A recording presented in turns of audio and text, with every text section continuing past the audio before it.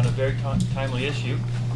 My name is John Meehan. I'm a visiting fellow at the Asian Institute, and I'm honored to be asked to chair today's panel.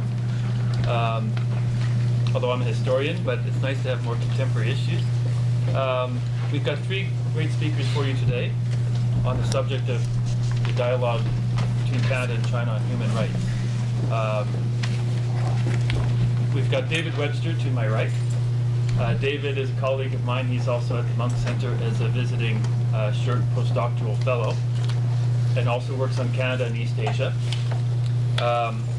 He's been here 4 years, I think. Yeah, more. 2 years. And he teaches a seminar on human rights and international relations through the IR program here at U of T.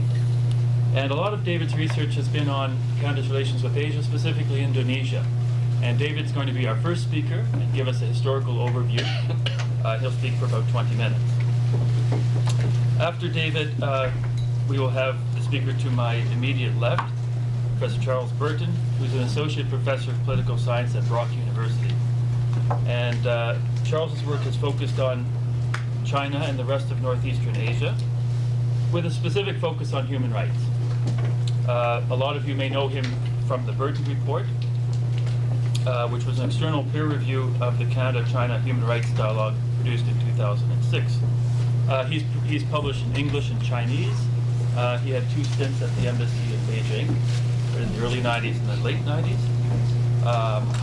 And he's going to give a background on the dialogue between Canada and China on human rights, and especially evaluation from the report. And then last but not least, after Charles, we'll have Carol Samdup, who comes to us from Montreal, from Rights and Democracy, which was formerly known as the International Center for Human Rights and Democratic Development. She is the group's coordinator for economic and social rights, and she's written numerous reports on aspects of human rights. And she has long-standing involvement with Canadian support work for Tibet.